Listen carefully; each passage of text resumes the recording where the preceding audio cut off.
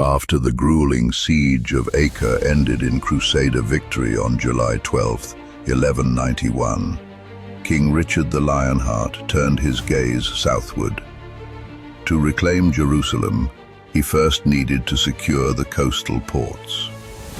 On August 22nd, his army of around 12,000 men, knights, infantry, and crossbowmen, began the 75-mile march from Acre to Jaffa under the scorching summer sun. But Saladin's forces shadowed them every step, launching relentless hit-and-run raids to wear them down. Arrows rained from all sides, a storm of death that well-nigh veiled the sun, as the Muslim chronicler Ibn al-Athir described. The ground became a deadly carpet. One observer noted that wherever the army passed, you could not have found a space of 4 feet free of darts. Yet the Franks pressed on, many marching with arrows lodged in their armor like grim trophies, their endurance astonishing even their enemies. Baha al-Din, Saladin's biographer, marveled at the sight. "I saw various individuals amongst the Franks with 10 arrows fixed in their backs, pressing on in this fashion quite unconcerned. Consider the endurance of these people, bearing exhausting tasks without any pay or material gain." Saladin's plan was clear: blot out the sky with volleys to provoke a reckless charge, then slaughter the disorganized Crusaders. But Richard, wise to these tactics from the disaster at Hattin, enforced iron discipline. March on, hold formation, ignore the taunts. Horses fell, pierced and screaming, their bodies riddled with shafts.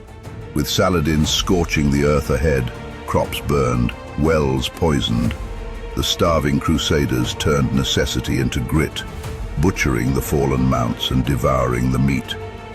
In their desperation, it tasted like a feast.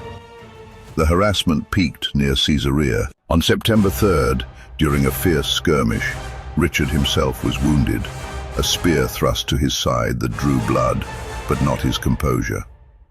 By September 6th, as the Crusaders threaded through the dense forest of Arsuf, just north of the town, dread gripped them. Would Saladin ignite the woods, trapping them in a fiery hell? Time was slipping away. Saladin couldn't let them reach Arsuf's safety. Emerging at last into the vast plains, Richard's men breathed relief, only to face Saladin's massive army of 25,000 horsemen. Dawn broke on September 7th, 1191, with a roar that shook the earth. Muslim war cries echoed, drums thundered, and chants of Allahu Akbar filled the air. The Crusaders knelt in prayer, then locked into battle formation, infantry shielding the knights, crossbows at the ready. Suddenly, Turkish horse archers burst forth, kicking up a dust storm that filled the sky like a dark cloud, as Ambroise recounted. They came like rain from the mountains, 20 oath. The Knights Hospitaller, guarding the rear under Grand Master Garnier de Nablus, bore the brunt. Arrows whistled, horses reared in agony, men fell. The Muslims surged closer, dismounting to fire point blank. Frustration boiled over. "St. George! St. George!" cried the Hospitaller Marshal, William Borel, unable to hold back.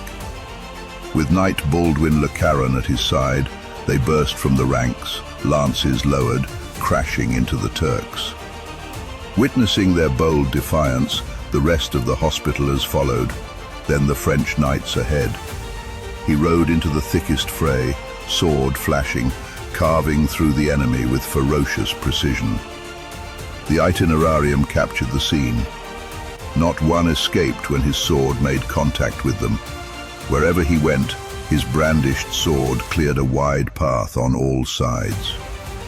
Continuing his advance with untiring sword strokes, he cut them down as though he was reaping the harvest with a sickle, so that the corpses of Turks he had killed covered the ground everywhere for the space of half a mile. In the aftermath, Saladin fled, his army shattered. Furious, Saladin scolded his men, demanding to know where their boasts of valor had gone. One emir replied, "There is something especially amazing about one of them. He threw our people into disorder and destroyed them.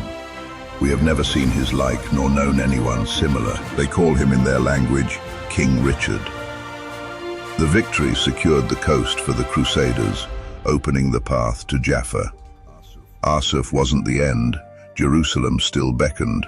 But on that blood-soaked plain, Richard's measured fury had turned the tide of the Third Crusade.